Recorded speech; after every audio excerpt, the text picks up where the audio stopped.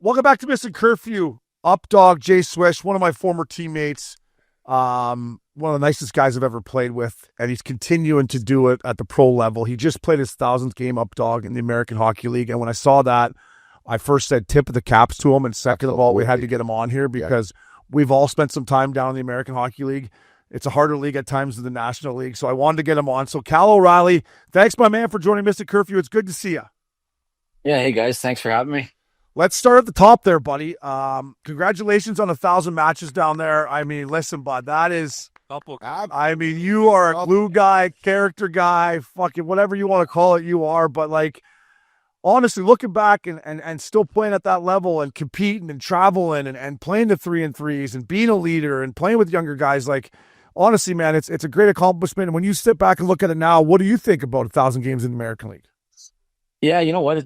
I wouldn't say it's hit me quite yet. I haven't reflected on it too much, but obviously I'm pretty proud that I'm still playing. And obviously I would love to have 1,000 games in NHL, but that didn't work out for me. And I'm happy that I was able to play so many games in the American League and still playing. And like you said, a lot of bus rides, a lot of cards in the back of the bus, but those are some of the best times. And it's been quite a ride. No, it's funny you say that. As much as I used to bag on riding the bus, I would love to jump on the back of the bus right now for a little 6-7 hour trip, play some schnarps, and get some pizza or whatever. I would love that, Cal. Yeah, that was a blast. You know, play cards the entire time till that bus rolls in at 2 a.m. You're still going. Yeah. I think I know the question or the answer to this question, but when I went back down to the jungle there, I played for Tom Rowe, T-Rex in San Antonio. I said, Tom, listen, buddy, I ain't playing 3-3s. So you can figure out a way around it here, but the big boy ain't playing 3-3s. Are you still playing 3-3s? Do you still enjoy them? Because when I went back down there, those 3-3s, I just couldn't do it, fella. Yeah, I mean, they're hard. And you know, it's a little better now. We don't have as many. Like, I think we only have 2 or 3 this year. But for my 1,000th game, it was a start of a 3-3 at 11:30 a.m. school game in Chicago. So it was perfect for the American League. 11:30 a.m. First ever 3-3, and I played all 3 and survived it. But it's definitely got a little better than it was like back in the day, especially when we were playing like 80 games. Back then, like we're down to 74 now, which helps a bit. Oh, that's nice. That is nice. Yeah. All we played was 3-3s back in the day, I felt like. Eh? That's all it was. That's all it was. And one of them was like a fight night. Oh, everyone was a fight night. Especially when they played Milwaukee. It was like, let's go, baby. I got Toots. Really, who you got? You got somebody else? Let's go. I know. You just mentioned it, actually, Cal. Survived it, right? Like, survival is a great word to basically explain the AHL at most times. Now, what to you has been the difference since... You know, I had you as a line mate in Milwaukee, which was awesome. You throw a nice backhand sauce, right? But from the middle, all I had to do was stay on my wing. Hey, don't creep in. Stay wide up, stay wide.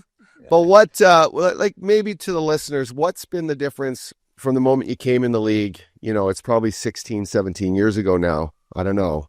First year in the American League, there's 05-06 for Cal O'Reilly. 20 years, baby, 20 years. But from then to now, and your role, how it's changed. Obviously, you're helping these young kids become good adults, good little pros. But what have you seen? They're like the difference in, you know, how these guys are, the difference in the way the hockey game's been and the speed. Yeah. To you, like, you sit back and go, wow, 20 years of this. Well, what's been the big change for the way the game's gone for you down there?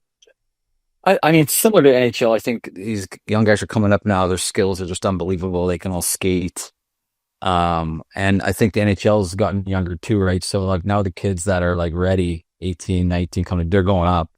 And then you have these kids that are super skilled, fast, but they got to develop other things. And then you see them in the American League. I would say it's gotten faster, a little more skill. It's still at times pretty grindy league, but, I think that's the biggest thing.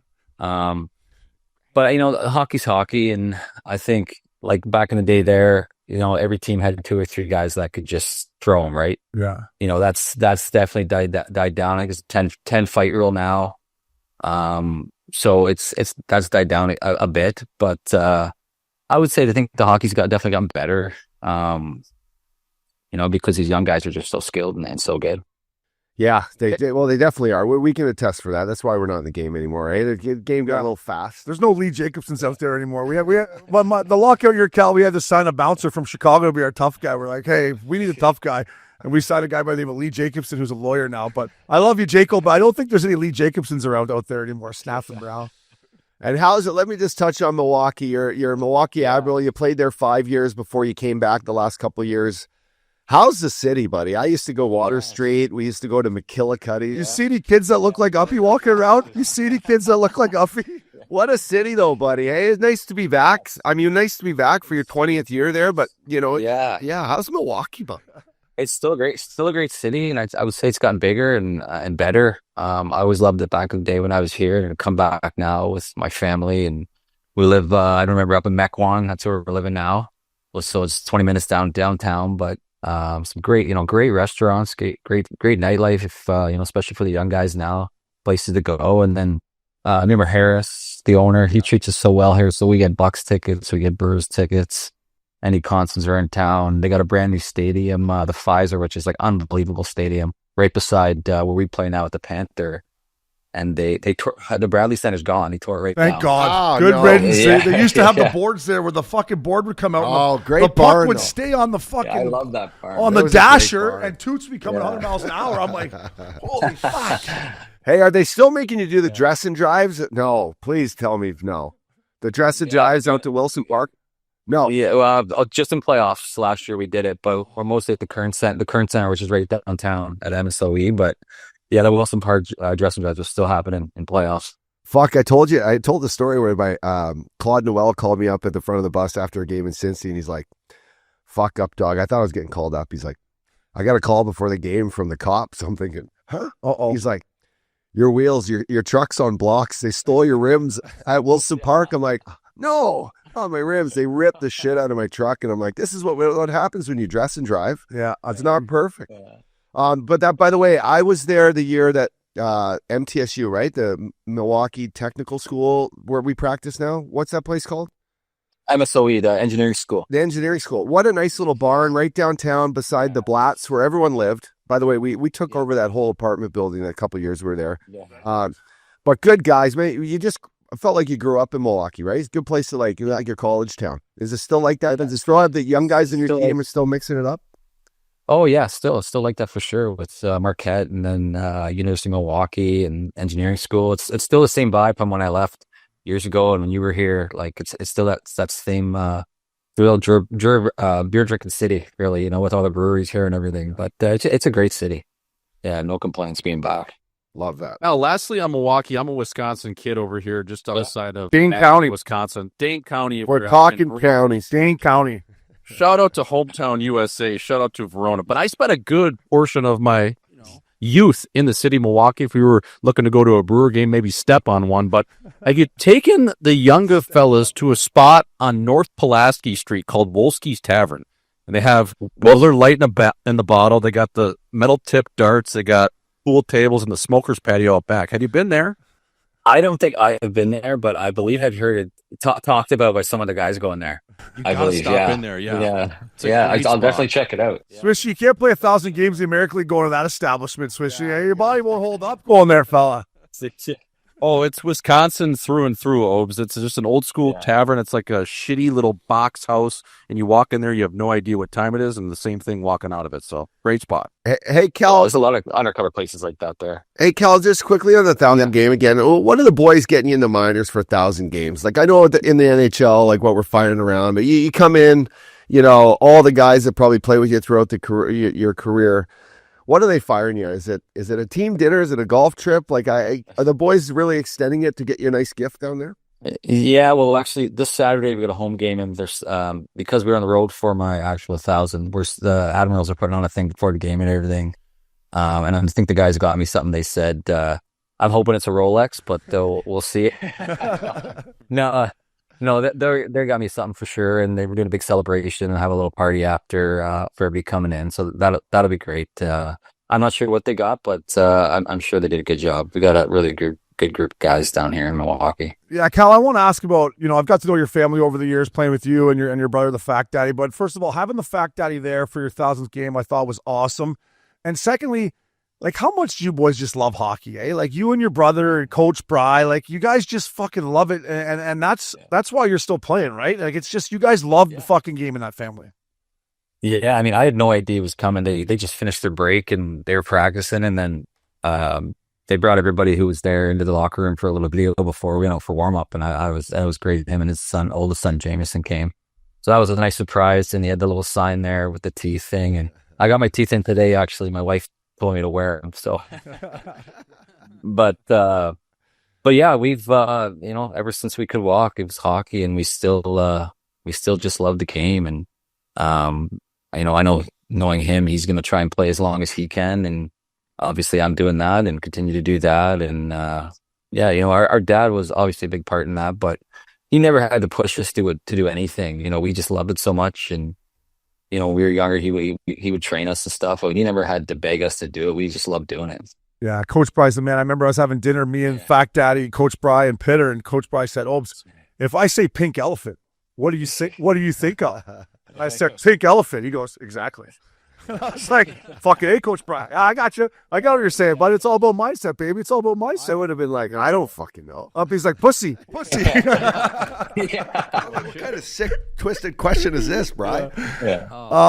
Kyle, I just want to tag that. But obviously, we've all played in the NHL, and you get spoiled up there. But like, seriously, for playing 1,000 games, like taking care of your body down there, like, is it on you personally? Has a team's helped you over the years, or like, because that's what really impresses me, man, is taking care of yourself down there. Because sometimes she's a tough league to get a little extra treatment, a little stem and cell or whatever you need. It's tough sometimes.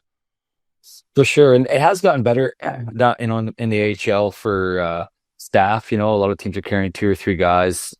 They're setting up chiropractors, massages, so it is a little easier that way than it used to be. It used to be just Dougie Agnew. Yeah, Dougie. I have his name down here. Is he still around? He's in Nashville, though. He's in Nashville now. Yeah. He's been up there for 4 or 5 years, maybe more than that now. Yeah. But so it's gotten better that way, and I think a lot of it's just dumb luck. My body's held up, and I try to do a lot of the right things, and with working out and whatever you have to do. A lot of times in the cold tub, but a lot of it's luck, and I think a lot of it too is. It's been good on my body is, my game wasn't banging and crashing, getting body checked out there, using my brain and stuff. So I think that saved me a little bit too, over my career for injuries. And, especially the last 4 or 5 years, I haven't had anything too major to set me back or think about maybe it's time to, shut it down. Cal, I wanted to ask you, just in terms of your dad, Coach Bry, just some of the game film I see out of the Twitter and things he'll post in the summer, a lot of different unorthodox ways to train, and getting on a balance beam maybe and doing one-legged lunges, even stick handling, and kind of just using all of your hand-eye coordination while implementing some of these movements. Is that something you still do on a daily basis in the season, or is that more so just out of season and when you're back home? Yeah, that stuff more in the off season. Obviously a lot more when I was living around him, but when he comes in to visit, sometimes I'll do some sessions, and or if he does come down during this season, but more, I'm using him more just if I need to chat or, not feeling great out there. But my dad did all that stuff with me and my brother, when we were really young. He'd get us doing stuff like that. And, a lot of stuff to do with just mental toughness and the mental side of sport and really everything, in life. But he's, pretty smart that way. And let's say he's pretty honest, and there's no bullshit with him. He sees right through your bullshit and can kind of call you out, and has helped both of us, in our careers and our life. Cal, I got a quick question, man. All the years you played here in North America, was there ever a point that you had offers to go overseas? I know during the lockout you played in Russia, I believe, but did you not ever think like, I got a young family, maybe I go Switzerland? I'm sure the opportunities were there, but to stick around is quite the feat. But what was that maybe like throughout your career, like wondering when the time is? Because there's so many guys go through this phase of like, is North America the place for me, or do I have to go over and try to create that career in Europe? But what was that like for you, man? Yeah, like I went over there, for that lockout and played a year and a bit there, and then came back. But after that, there was many opportunities, and me and my wife really thought hard about it for a lot of years going over there, whatever league. But at the time, we really struggled. Now we have 4, but we really struggled to have kids. My wife was going through the ringer, trying to figure out what was going on, and it just didn't make sense for us because we wanted to have a family to go over just for treatments and what she's going through. So I think that played a big part in us staying over here. And And, like the money did get better. And so the money was pretty, comparable for me at the time, for contract stuff. So, we were like, we made it work. And I think it was a great decision we didn't, because we have obviously ended up having 4 kids pretty quick, pretty close together. So, that was basically why we didn't. Cal, I want to ask you about the American League. Like, it seems, when my last year in the jungle, they brought in that California division, San Diego. So I was like, oh, I'll go down there and play for a year. This isn't bad. But the teams are in Calgary now. They have their team there. Vancouver is in Abbotsford. The rinks are better. Like, it has, from outside looking in, that the league has gotten better. There's less travel for teams that are in the same cities. And like I said, it's not like going into Syracuse and Bingo and Albany and Utica anymore. Like, there's some pretty good spots to play nowadays, eh? Yeah, it's great. Like Texas, Austin, San Antonio had a team for a while.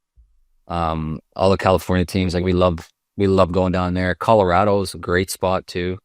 Arizona, there's a lot more, and this side is much better than the other side. The other side, you're getting a lot more 3-and-3s, and the travel is shorter, which is nice if you're home more. But sometimes it's nice, especially living in Milwaukee, to get down to California or Texas and get some nice weather. Yeah, a little vitamin D in your life, eh? Doesn't hurt anyone. Yeah, exactly. Hey, Cal, are you collecting these air miles over the years of the 1,000 games? Like, you got good status, or you getting bumped up to first class? Like, the boys come on, you're like, hey, fellas, 4B here, keep her going, boys, keep her going. Yeah, I should have, honestly. No, but in the hotels, you still got to be, you still got to be collecting points, right? Marriott Bonvoy, you got to be a gold medal, right? I should have been collecting points down there when I was down there too. I would have got a ton, especially playing in Cincy. We flew everywhere. Yeah, I think they keep them, whoever's booking them. Like, they're I'm Frappy, I'm shit. Yeah, they keep them for the team or for whoever's doing it. They 100% keep them for the team. That's an NHL move there for sure. Yeah, keep the points, you fuckers. That's an AHL. That's not NHL. Yeah. Hey, Cal, at this point of your career, like, I went over to Switzerland and had a really great relationship with the GM and the coach. At what point, like, in your career, do these coaches look at you and say, all right, like, I'm leaning on you. You're going to be like this player coach. Is that dynamic there for you where the coach is leaning on you for a lot of questions about these younger guys or about lineups or about the travel? When do these guys need a day off? Like, what's at your age and your experience, what's that like for you right now? Yeah, it's definitely a lot more the last few years. And I think a lot of it is, it's different with every coach, but a lot of them are looking for help with young guys that, are trying to obviously make it and get up there, and just help as a player side and not because I am a player, not a coach, but they'll lean on me to help them with the certain player. So it's not just them coming at the player, and that gets old for the player. So little things like that. And, some coaches obviously are more, want more insight on, systems or whatever that, and some aren't. But a lot of them obviously want to talk to you, and they want me to have a good relationship with them so they can help their young guys out for sure.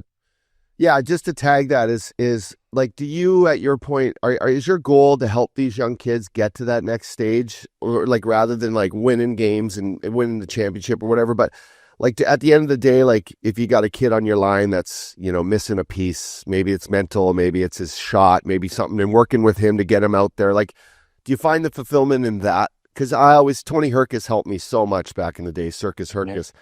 Shout out North Dakota, There's Schmaltzy. But like he worked with me on just different parts of my game that helped me, and I never came back to play with him. But ultimately, he probably was like, "Fuck, I'm happy Up Dog's never coming back here." Like, do you get that sort of feeling sometimes? Like, because it's such a great thing to be able to help these young kids, man, be adults and go play in the NHL, and you're watching them on highlights and shit. But that's got to be a good feeling.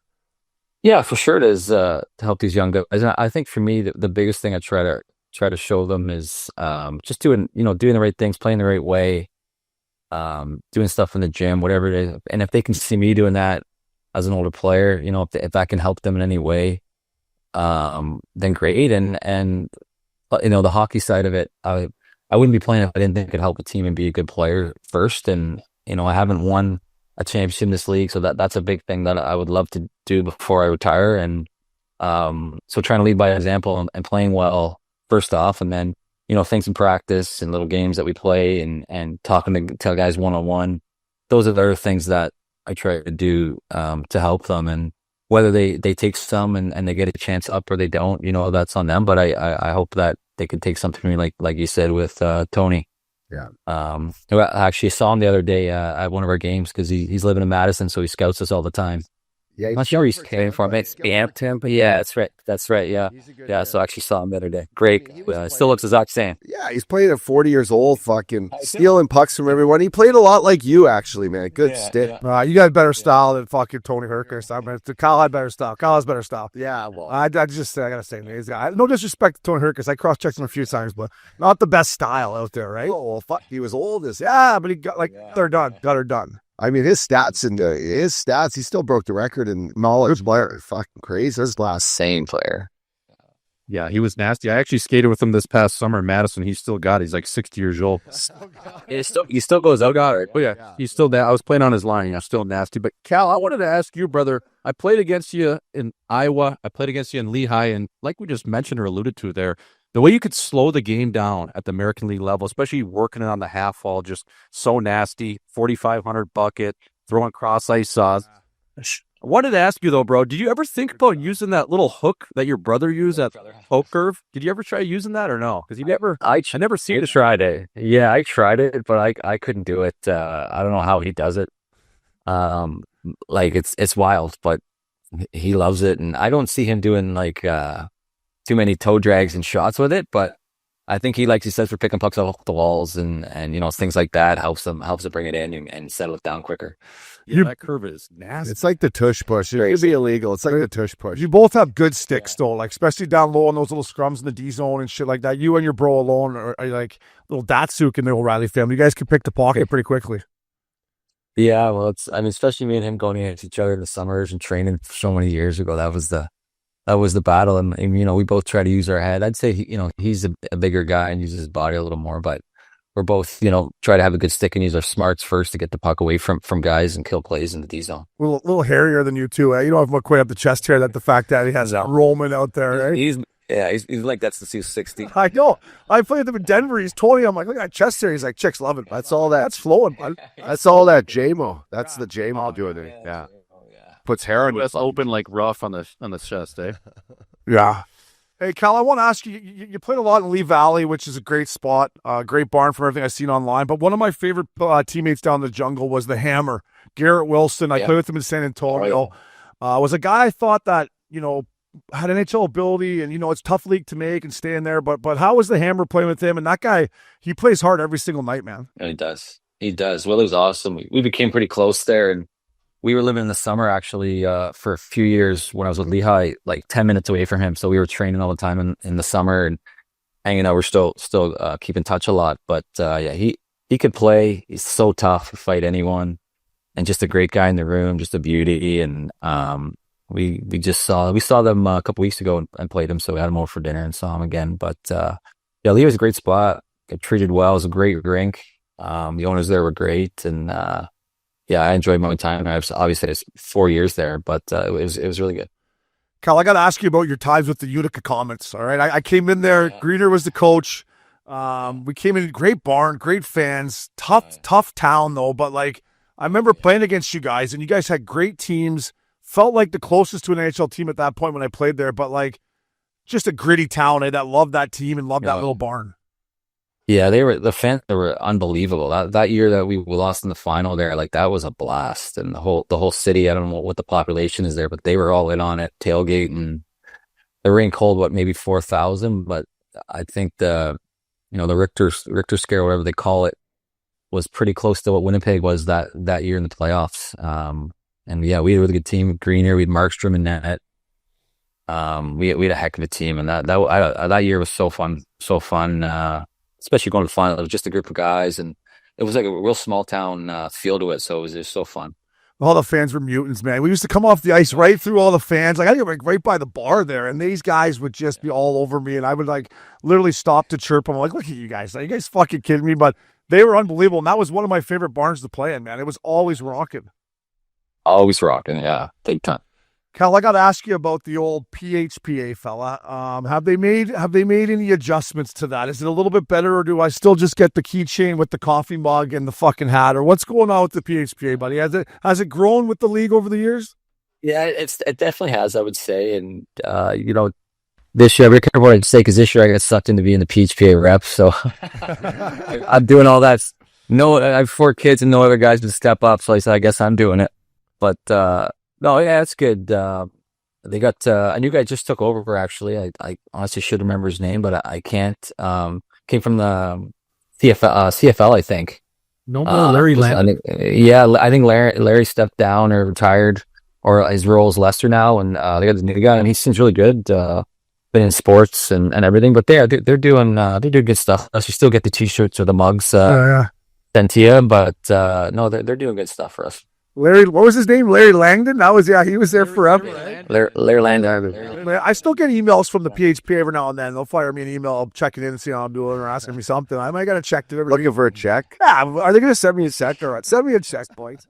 Oh, remember when Larry would do that tour for like 90 days straight because he'd have to do all the Eastern League cities as well as the American League cities, travel with that Paulette. It's like, Larry, are you guys pounding each other? What's going on here?